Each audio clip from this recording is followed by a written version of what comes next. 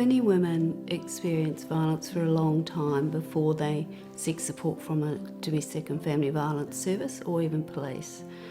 So it's very important that you know that when you do reach out for support that you're not alone, that there is help available for you, and that even though you may feel very isolated and as though you're having to deal with this on your own, in fact there are many services who can support you.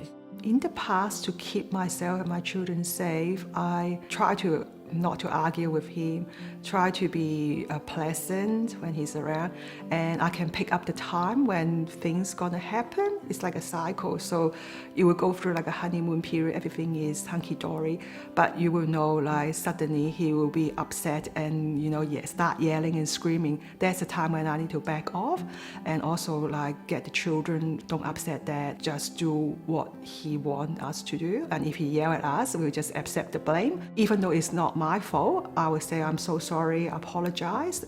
And the other thing is actually to talk to those ones that you trust, like my immediate family, to let them know that it's a bit of trouble at home.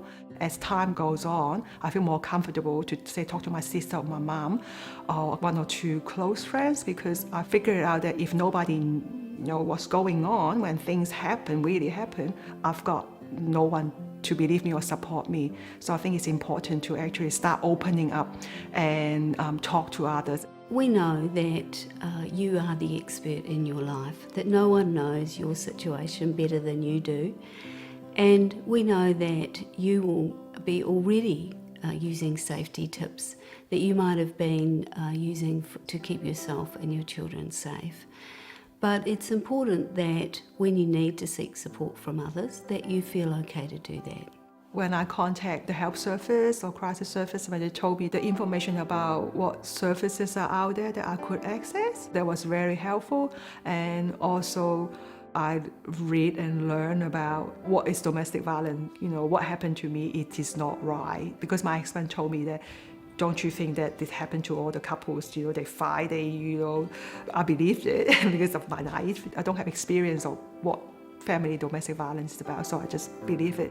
In terms of friends, just simply talking to them, because they always say that it's not your fault and you don't have to put up with it. So like over time, it builds up to a strong case for me to believe, yes, I shouldn't be putting up with this rubbish and that I deserve better.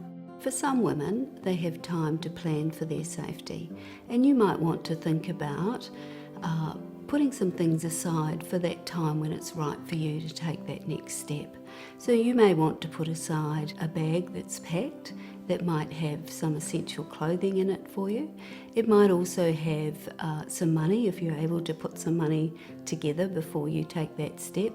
It could have some very important documents that you may need once you leave the home. The thing that I need to think of when I'm planning to leave, number one is some cash on hand so I can have, because when I decided to leave, I decided not to take any credit cards, joint accounts, because the bank will disclose where the transaction taking place. Number two is very important is documents. So I make sure that I have my passport and the children's birth certificate and any things that show that I have some sort of residency. I'm a migrant, so I need to prove that I have that residency, and also any student records, my graduating certificate, any personal documents, that legal documents, that's also important, the marriage certificate. I then think about our immediate need, the clothing wise, and with two children, obviously, nappies, bottles, the pram, all sorts of things that I need to think about, that I need to put some aside. So every now and then I'll probably slip a nappy here, just in that emergency bags and package. Then also to think about who do I contact when things really go wrong. I have an emergency contact number.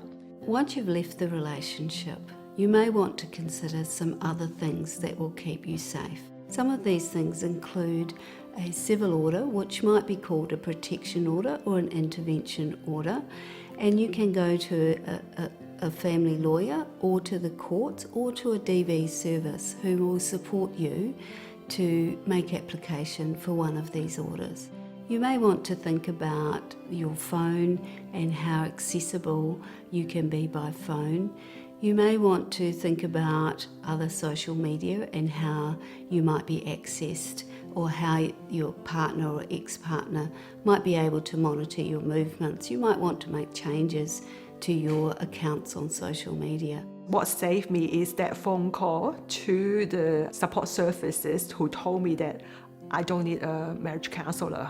I need to come in because my life is in danger and my children's life. To have someone to tell me that and to put things into perspective, that would be my advice. Don't suffer in silence and seek help.